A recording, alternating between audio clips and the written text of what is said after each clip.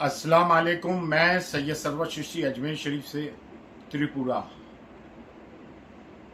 सेफरेट brigade has virtually declared war on Indian Muslims. चाहे वो बड़ा हो, शाहरुख खान का बेटा हो, या कलीम सिद्दीकी जैसे आलिम दीन हो, या आम आदमी हो, मॉब लिंचिंग हो, हमारी ज़बान, हमारी तहजीब, हमारे कल्चर पर हमला किया जा रहा है। फैब इंडिया का एडवर्टीजमेंट हो,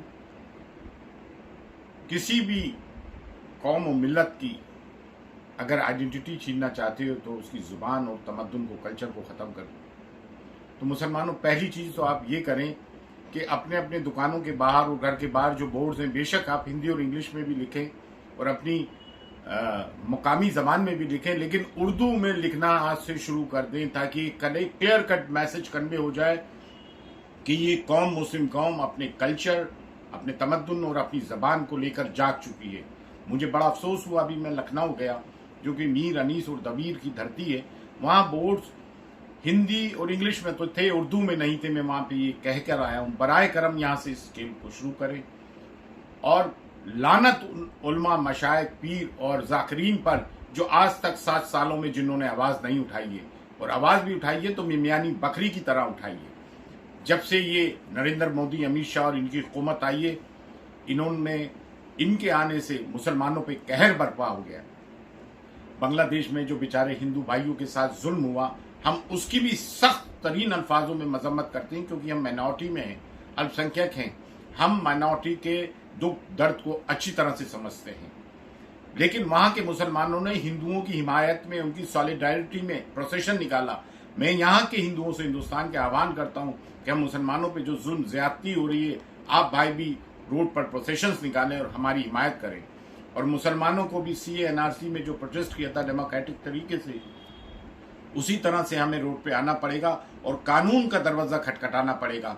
कानून के दायरे में रहकर हमें अपनी आवाज़ को बुलंद करना पड़ेगा और मसक़ी इख्तलाफात को दफन कर देना पड़ेगा। आपने देखा त्रिपुरा, आसाम वगैरह जहाँ मारा जा रहा है, गुजरात, इधर उधर, तो क्या मुसलमानों का मस्तक देख के मारा गया? त्रिपुरा में जो मस्जिद जली, क्या ये देखकर जलाई गई कि बरेलवी की है, देवबंदी की है, अहले हदीस की है? आप हमें जवाब दीजिए ना इस बात का।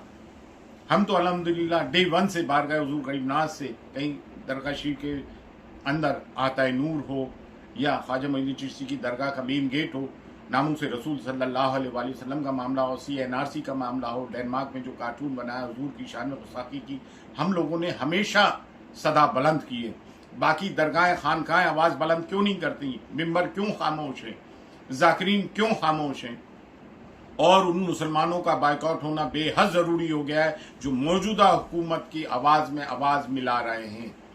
ये जुल्म ज्यादती बंद होना चाहिए। हिंदुस्तान, भारत हमारा एक खूबसूरत मुल्क है, गुलदस्ता है, और जो लोग इसको ख़त्म करने की कोशिश कर रहे हैं, तो हिंदू भाई भी ये ना सोचे कि सिर्फ मुसलमानों की ही मुसीबत आएगी।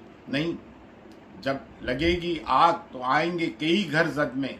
सिर्फ एक हमारा ही मकान थोड़ी है, इसमें सिर्फ एक हमारा ही मकान थोड़ी है। तो इसमें ये जब देश जड़ेगा तो सब बर्बाद होंगे।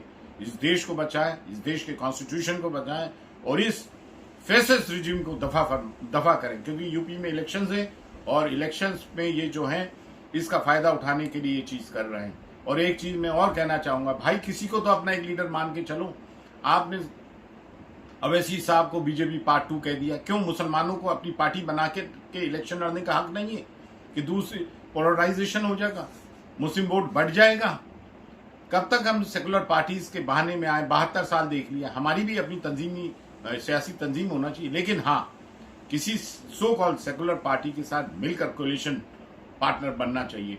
एक जैसा भी सही एक लीडर तो है जो पढ़ा लिखा है, बैरिस्टर है और सदा बुलंद करता है पार्लियामेंट में मुसलमानों के लिए। मुसलमानों, तुम अपने सही गलत की आज तक तमीज ही नहीं कर पाए हो।